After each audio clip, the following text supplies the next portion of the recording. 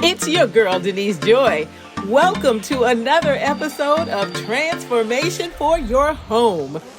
Whether it's DIY or professional help, you can make your home a destination you'll love. Hey, good people. Welcome back to my channel and my DIY must-have video series. Quick, helpful videos with two goals in mind: to help you DIY right and to do it quickly. I'm your girl, Denise Joy, designer at the Faraha Method of Joyful Design. Real quick, please hit the like and the subscribe button. It really helps with the algorithm. And when you get a chance, please share this video. I'd really appreciate it. Today, I am sharing the DIY must-have for painting walls. Woo-hoo! Painting walls is one of the most popular DIY projects that homeowners undertake. And so today, I'm going to give you both the list of things that you want to definitely have in terms of supplies and a few tips on what to do. But first, I have got 3 general DIY tips. No matter what your project is, these tips are absolutes that you want to do. Number 1, research. Before you start your DIY project, definitely if it's something you are less familiar with, I suggest you read at least 2 articles and watch at least 3 videos. What's that going to do? It's going to give you more information and you're going to gain confidence so that you can start your project and, most importantly, finish it. Nobody wants a bunch of unfinished DIY projects around the house. Tip 2, ask for help. Listen, don't take on too much. There is no shame in saying, I want to do this, but I need a little bit of help. Sometimes 2 heads and 4 hands are just way better. Tip number 3, gather supplies in advance. I suggest that you make a list, write down everything that you're going to need to complete your DIY project, and then you're going to take that list with you to the big box store, and as you're shopping and putting things in your cart, you're going to mark them off, cross them off. Here's one of my lists where I did just that. I am not telling you something that I don't do.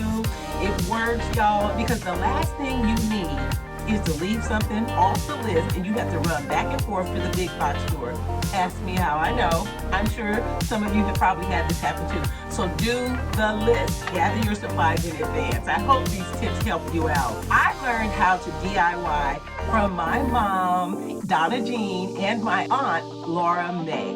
My mom was so bad. She could fix darn near anything in our house. I would always just be big-eyed going, wow, I can't believe she fixed that, or, she put this or that together. She was amazing. And my Aunt Laura, she was the artist in the family. She loved interior design. She would refurbish vintage furniture and she would paint all of her walls. She'd paint these life-size gorgeous flowers. I mean, just artistic and eclectic. They both showed me how DIY was the way to go long before it became the trend that it is today. And so as you're a viewer of my channel, I know that you know DIY is the perfect way to save money and create some pretty dope stuff. So today, I am sharing the DIY must-have for painting walls. I have to admit, I love to paint walls. In fact, I hand-painted this accent wall behind me, which is a Kuba cloth inspired pattern, and among all of the spaces here, in fact, in my YouTube studio, I designed the studio, painted every wall. I also painted every wall in my 1925 bungalow.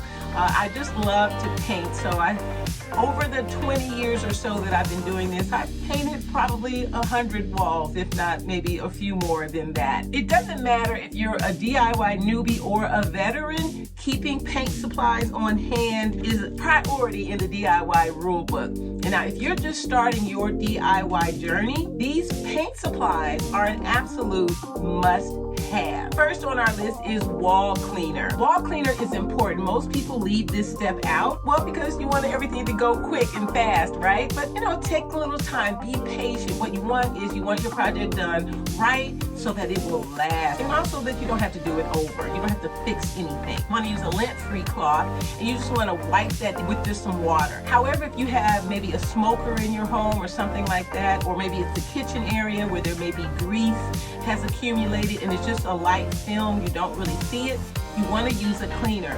Here's a cleaner that I recommend, the Crud Cutter Cleaner. This is a really great cleaner. You can use this for several different usages.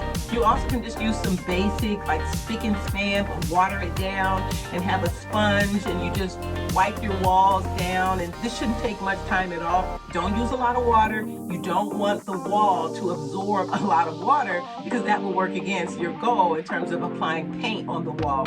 You might even clean the walls the day before and as part of the prep for actually painting the walls. And again, this should not take you a long time. You also want to consider, I strongly suggest you use painter's tape. This is the blue painter's tape, and it also comes in green. It may even by now come in other colors. I mean, it's just a really sticky surface. This is something that you use to tape off an area you don't want paint to get on, and you get that precision line there. So if you wanted to distinguish between like the trim and the baseboard and the wall, you would tape that out. Now this wall behind me, I didn't use painter's tape. I freehand painted those Kuba cloth symbols on the wall, but certainly you want to use this and put this on your list for your painter's supplies. You also, I recommend using a standard classic roller. This is a 9-inch, 9-inch 3/8 nap. The nap is just how high the pile is here on the brush part, on this fluffy part, and it has a synthetic core. And I suggest you always keep at least 3 to 6 of these rollers. You can clean these and reuse them, but you'd have to do it so that, I mean, you got all the paint off, because if you don't, you won't be able to reuse this. I don't often reuse these, honestly. I really usually just throw them away, but trying to think and be respectful of our environment. And when you squeeze the end of one of these, you want it to be so firm that the two sides won't touch. This is a higher quality 3/8 inch nap roller. You also want a roller, the base for the roller. So you would have the roller and you would just take this and push it here and insert it, and boom, there you are. You have your roller here.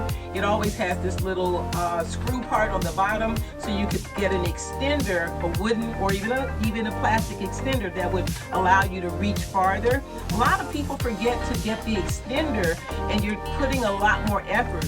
If you don't have the extender, you put a lot more effort trying to roll that paint on the wall. You don't really want that. You don't want to put a lot of power on that. The extender allows you to be more efficient when you're painting a wall. You also want a paint tray. Well, actually, before I show you the paint tray, depending upon, this is another sized roller, but this is really for a cabinet. If you were going to paint like a wood cabinet or even a melamine type of a cabinet, etc., and you would use a smaller tray for a roller like this than you would a large paint tray.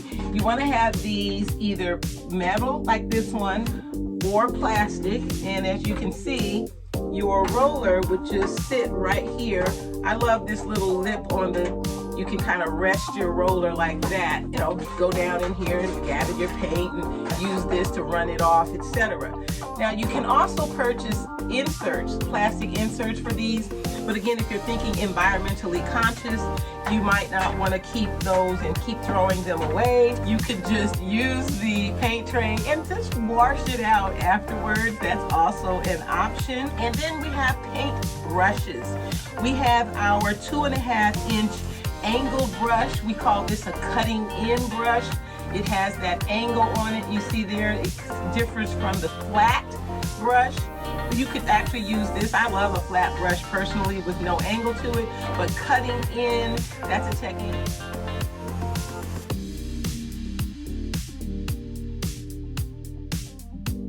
This brush has a wooden handle, which I really like. These brushes have a plastic handle. The difference is in price. The difference is in the natural. These are natural fibers and these are synthetic fibers. So these two brushes are both angled, but one costs a little bit more than the other. As you can see, these are well used. I still have that paint residue. Honestly, this shouldn't be here. I should have cleaned this better. This shouldn't even be on here, but this one here, I've done a little bit better job. It's still cleaned better. So you want to have the paint brushes. I don't often use a paintbrush wider than this here, although I do have the 4-inch size brush or 3-inch size brush. and I do use those occasionally. If I'm painting on an uneven surface like concrete or something like that, I tend to use a wider brush to just have more control over the surface. Also, canvas drop cloths. This is just a canvas drop cloth that I use frequently. I actually got these great canvas drop cloths at the thrift store. You know, canvas drop cloths can be expensive, so look for what you can in terms of really protecting your floor. But the prep part of painting is something you do not want to cheat on. Trust me, I've tried it in the past and then took longer to clean everything up. Also use things like old towels. Here's a thrift tip hack for a drop cloth. Look for cheaper curtains. Cheaper curtains are usually going to have like a plastic-like insert to like a darkening feature. Those are really great to use as drop cloths that you may not use that often. I tend to have several of those and I use them repeatedly. For example, if I'm painting furniture or something and I can control the area, that's an excellent hack. Or you can even purchase a fabric shower curtain that might have again, that kind of a coating in it. Those would work as well if you don't want to spend that money. You can also just buy a tarp, which works great at your big box store as a drop cloth as well. A couple of plastic buckets to rinse your hands, as well as to drop rollers and paint brushes in that bucket of water right after you're finished using it, so you don't let the paint set up and harden and ruin your brush. You spend all that money on good brushes, you don't want to ruin them. Also, paintbrush cleaner. You could even use this crud cutter as your paintbrush cleaner. Just follow the instructions on the back. It's a great thing to have. You also want a sturdy ladder. I suggest up to 6 feet. I have two different ladders that I use indoors. I have a 3-foot ladder and then I have a taller 6-foot ladder, because when you need to reach up high, you don't want to be overreaching, which could create a safety hazard and you could fall and hurt yourself. So you want to consider some pre-mixed spackle and a putty knife, because if you have small or maybe even a little bit large holes, you want to repair those and smooth them out before you go in and paint. This is a pretty exhaustive but important list of things that you will need to achieve painting like a pro for your DIY project. Now here's a bonus. Many of these items can be purchased in a bundle kit. So for example, you would get a tray, you would get the nap roller, 2 of these, you would get the handle, and you would get a paintbrush, and they would come in a kit. And when you do that, you get a cost savings. Buying everything individually is a little bit pricier, but when you buy it as a kit, you're going to save some money. So make sure you go into that big box store and you ask someone, where can I find a kit, a painter's kit or a bundle? Then you can also buy things individually, right? Because you may want some different brushes and things like that. But that's a pro tip, cost savings pro tip, that I definitely think you should take advantage of. Now, I dropped the links below to some of my most favorite paint supplies, just in case you need to add things to your paint kit as you get ready to undertake painting a room in your home.